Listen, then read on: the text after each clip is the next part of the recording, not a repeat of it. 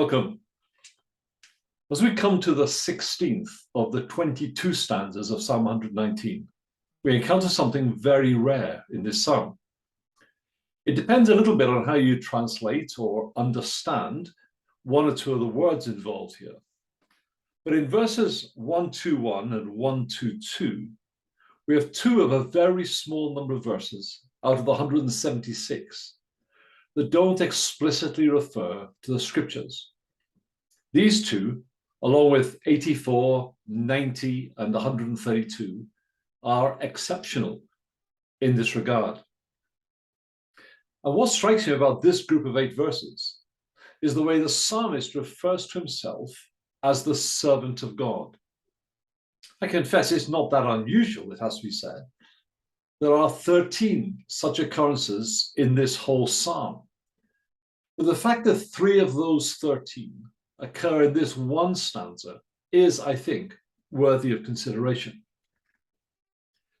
Notice then in verses 122, 124, and again in 125. And the reason I want to draw your attention to that fact is because it sets the tone for his bold asking of God to do things in this stanza. And it reminds us of the right attitude in which we should come to God with our requests. Now, I know that as New Testament believers, we actually have the added privilege of coming as the sons and daughters of God. But that doesn't detract from the fact that we come humbly, not demanding anything, however boldly we may frame our requests to God. In these verses, the psalmist spells out at least 3 reasons or grounds on which he bases his request. And his request is, under an umbrella term, if you like, a request for deliverance, for rescue, for preservation. And I believe the reasons he gives can, or at least should, apply to our prayers as well. And so I hope we take encouragement from them. First of all, in 121, he prays on the basis of justice, of his innocence. Now, this is quite striking, isn't it?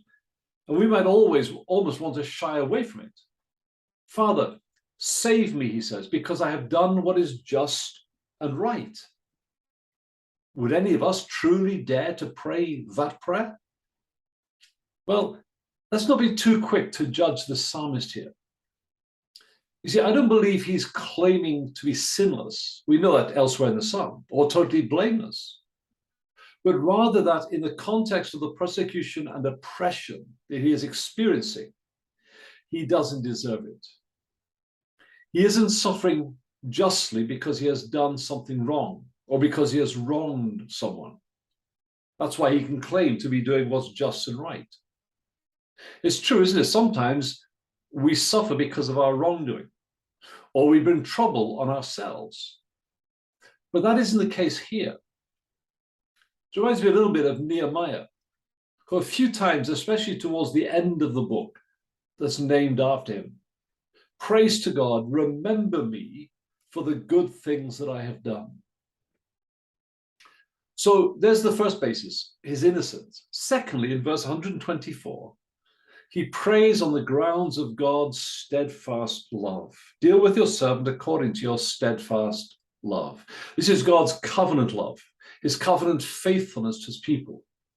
In other words, God has made promises to his people, promises not to forsake them, to abandon them, not to leave them to their enemies. And so the psalm is effectively, and remember humbly, as a servant, saying to his God, remember your promises to me. And remember involves action. Then thirdly, he bases his prayer on the motivation of the Lord's own reputation and honor. Look at 126. It is time for Yahweh to act. This is encouraging because he's not only or even mainly concerned with his own safety and well-being. His main motivation is that if the wicked appear to succeed and evil continues to triumph, or at least appear to triumph, then the name and the reputation and the honor of God are at stake. So there are 3 good pleas to bring to God in our prayers. But I also love how this stanza ends. See, the psalmist isn't just concerned that the honor of God is endangered by the behavior and the wickedness of the evildoers. He's also committed to living in a way that is consistent with and reflects the honor of the glory of God through obedience to his word.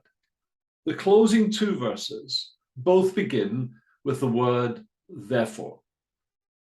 And as I hope you know, whenever you see the word therefore, you should ask yourself the question, what is it there for? And it always links back to what has just gone before. So what our psalmist is saying is this: because your reputation is being trashed by the disobedience of the wicked, I will recommit myself to treasure your word above everything and anything, and to turn away from every false and sinful way. Friends, like the author of Psalm 119, we are at best unprofitable servants. But as servants, we live to promote the fame and honor of our master. And there are few better ways to do that than by his enabling grace, loving, learning, and living out his precious word.